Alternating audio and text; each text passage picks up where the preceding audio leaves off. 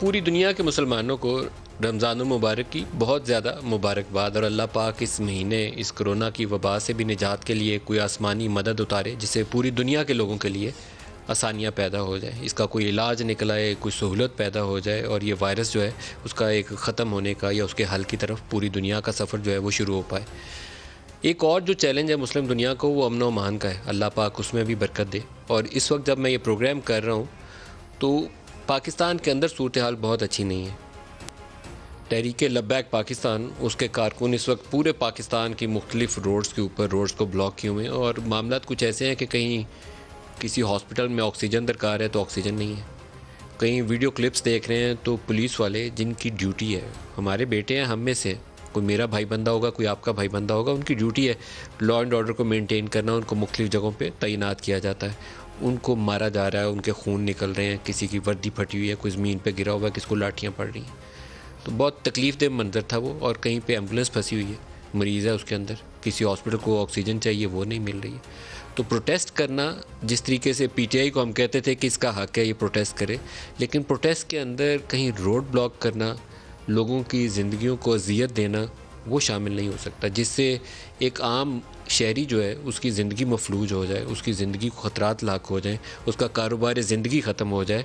तो ऐसा प्रोटेस्ट नहीं करना चाहिए। जो ख़त्म नबूवत के हवाले से तसव्वुरात हैं मुसलमानों के, उसमें मैं भी शामिल हूँ। ख़ुद वज़ीर आज़म उसका इतनी दफ़ा वो दोहराते हैं कि शायद पूरी पाकिस्तानी कौम को याद होगा। और वो प्राइम मिनिस्टर का ही मौक़िफ़ नहीं है, हर दुनिया के मुसलमान का एक ही मौक़िफ़ है। ख़त्म नबूवत के ऊपर कोई मुसलमान हो ही नहीं सकता अगर उसका ईमान मजबूत ना हो। तो इस पे तो दो राय नहीं है। आप अपना पॉइंट रजिस्टर करवाना चाहते हैं, रजिस्टर करवाइए, लेकिन उस पॉइंट रजिस्टर करवाने में मुल्क मफलूज नहीं होना चाहिए। ये एक बुनियादी असूल है। इस असूल को आपको भी मद्देनज़र रखना चाहिए और हर उस शख्स को, जमात को मद्देनज़र रखना चाहिए जो अपना पॉइंट एहतजाज के ज़रिए किसी और ऐसे इशू के जिसके ऊपर वो सोचते हैं कि एजिटेट करना है, सड़कों पे आना है, उसके ज़रिए रजिस्टर करवाना चाहती है तो ज़रूर करवाएं, लेकिन सड़क के ज़रिए ज़िंदगी का सफ़र बंद मत करिए, उससे लोगों की ज़िंदगियाँ बहुत जीरन हो जाती हैं। पाकिस्तान की जो सियासी सूरत हाल है उसकी तरफ आने से पहले एक और ज़िक्र कोरोना की वबा के हवाले से करना चाहूँगा। 118 डेथ्स रिपोर्ट हुई हैं, जो लास्ट नंबर है। पाकिस्तान जैसे मुल्कों में और इंडिया जैसे ममालिक में एक आम दुनिया का तासुर यह है कि यहाँ पूरी डेथ्स रिपोर्ट नहीं होती, क्योंकि नंबर ऑफ़ टेस्ट इतने कम है और डेड ऑन अराइवल टेस्ट नहीं होता। बहुत से लोग हॉस्पिटल नहीं आ पाते, तो जो डेथ का नंबर है वो एक्चुअल रिफ्लेक्शन नहीं होता। लेकिन एक्चुअल रिफ्लेक्शन ना होने के बावजूद हम पिछले एक हफ़्ते में सिर्फ एक दिन संडे वाली रिपोर्टिंग 100 से नीचे है, और उस दिन हो सकता है कि रिपोर्टिंग का नंबर एक्चुअली कम में हो, लेकिन बाकी हर दिन में हम 100 से ऊपर जा रहे हैं। तो एक हॉरिबल सिचुएशन है। तो NCOC को सिर्फ ये नहीं बताना चाहिए कि पाकिस्तानी कौम इस पर अमल पैरा नहीं हो रही, उसको स्ट्रिक्ट इन्फोर्समेंट मेजर्स अडॉप्ट करवाने चाहिए सूबाई सतह पर और डिस्ट्रिक्ट लेवल के ऊपर। और इसी तरह पाकिस्तानी कौम को भी एहतियात करनी है।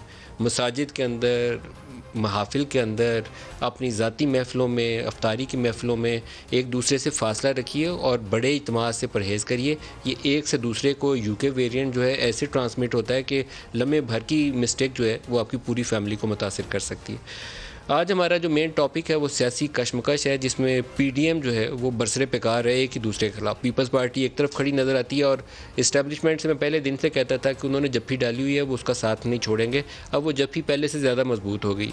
PMLN डेस्परेट थी और मौलाना फजल रहमान डेस्परेट थे कि कोई ऐसा तरीका हो कि हुकूमत को चलते किया जाए और नए इलेक्शन की राह हमवार हो जाए, या कोई ऐसा मामला हो जाए कि उनका जो सियासी सफ़र है जो इस वक्त डामाडोल है वो दोबारा मरकज़ी हैसियत हासिल हो जाए। तो इस वक्त वो एक्सट्रीम मेजर्स लेना चाहते थे PMLN वाले और मौलाना फजल रहमान। पीपल्स पार्टी सिंध की हुकूमत में बराजमान रहना चाहती थी, तो दोनों की लहदगी यकीनी थी और वो लहदगी हो गई।